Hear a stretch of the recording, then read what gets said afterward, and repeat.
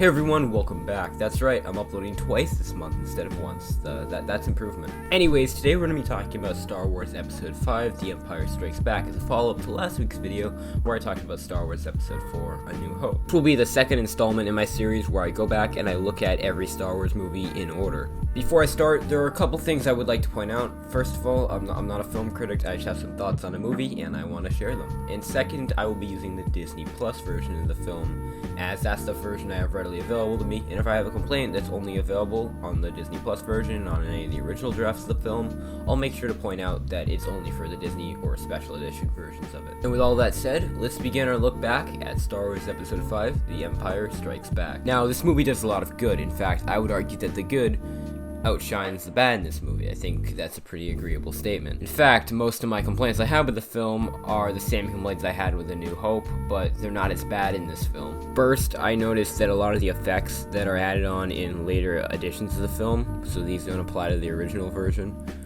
look kind of terrible, but in this film I didn't even really notice them when they happened. They were just kind of there and they looked a little out of place, but I really didn't mind it. I would argue that the additions do not ruin the film and hurt it to such a minute amount I don't even feel like I should count it. Also, a lot of the dialogue in this film is pretty weak. However, once again, it's pretty minute and it's not as bad as the last film, so do with that information whatever you'd like. Now let's get on to the stuff in this movie that's good. So basically, everything from the last movie, but better. So instead of retreading ground I already treaded in the last video, I'm going to be talking about some new things this movie does that I like. First, I like the way that this movie handles the Force. It seems very mystical, and I liked how they explain the way it works as well, by explaining like kind of how it feels like you're grabbing onto something. And also I like how it foreshadows Yoda lifting the X-Wing early in the movie with Luke lifting his lightsaber. I also like how they explained that neither the dark side of the Force or the light side is better, because later on in the movie when Vader tells Luke that he'll have power if he joins the dark side, we now have Yoda telling us that that's false. I also really like the way this movie handles Luke. Throughout the film, Luke matures, because during the film they address his main character flaws. Throughout the series up till now, Luke has been very impatient, very abrupt, always wanting to get the easy way out of scenarios. In the movie, Yoda tells Luke that it's easier to be powerful with the dark side than it is with the light. Then, at the end of the film, Luke chooses the light over the dark despite it being the easy way out. I would argue that this is the point in the film when Luke learns to be patient. I also find it really interesting that throughout the film, Luke mainly wants to become a Jedi so he can help the rebellion. However, by the end of the film, Luke learns that he should become a Jedi to bring back what once was, to bring back the old order. I think the best parts of this film are the training scenes between Luke and Yoda, as they give us a really good insight into Luke's character. Anyways, this is what they spend half the film focusing on, and the other half of the film they spend focusing on Han. This movie, Han is just as good as he was in the last movie, if not better. This movie retreads a lot of ground with his character, but I think it's quite alright given the circumstances. Once again, one of Han's internal conflicts is whether or not he should stay with the rebellion or run because Jabba's trying to kill him because he owes him money. However, this conflict is not really the main focus of him in this film. Early on in the film, the Empire attacks the rebel base on Hoth, preventing Han from leaving, meaning that his new character motivation is to protect Leia. After a little while of running from the Empire, he eventually goes to Cloud City and meets up with Lando. He's then betrayed by Lando and is frozen in carbonite. This arc is solid, complete, and concisive. It does everything it needs to, and it furthers Han as a character, and I would argue completes his character.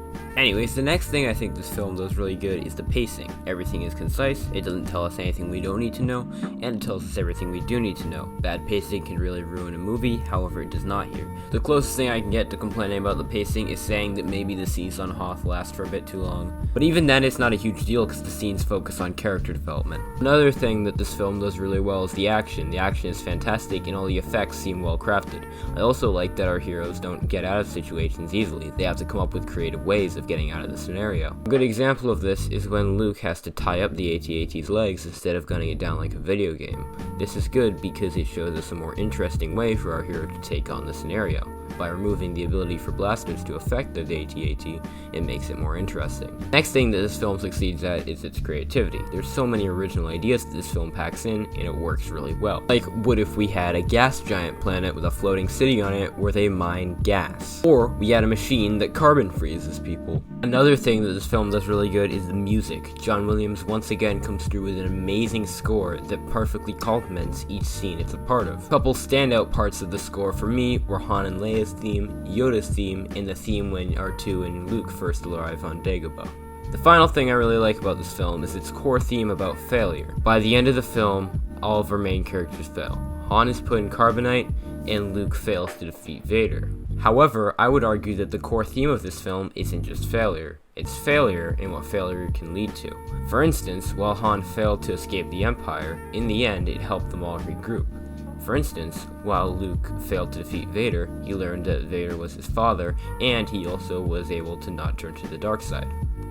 For every failure in this film, there's a good thing that happens, which I think makes the film really solid. I also like how the last film started on a hot planet and ended with the success of our heroes, and this one ended with the failure of our heroes and started on a cold planet. Overall, I'm very impressed by this film. Originally, I gave A New Hope a light 10, which is like a 10, but just by barely. However, I was going to give this film a light 10, but instead I've decided to give it a strong 10. I think this film is better than A New Hope, but still a 10. Every area that A New Hope excels at, this film excels at, but better. Every area that A New Hope fails at, this film does a better job. I also personally think that this film is a bit more interesting and does a bit better with the character moments than A New Hope does. Anyways, thank you so much for watching, and before I go, I figured I'd just plug my social medias here. Also, if you enjoyed, make sure to like the video, it helps out a lot, and consider checking out some of my other content, as I'm planning on making one of these videos every week, starting with the originals, and going to the prequels, then going to the spin-offs, and then finally finishing with the sequels. And also, I do live streams with my friends every weekend, so go check those out if you're interested. And with all that said, I'll see you guys next one. Bye.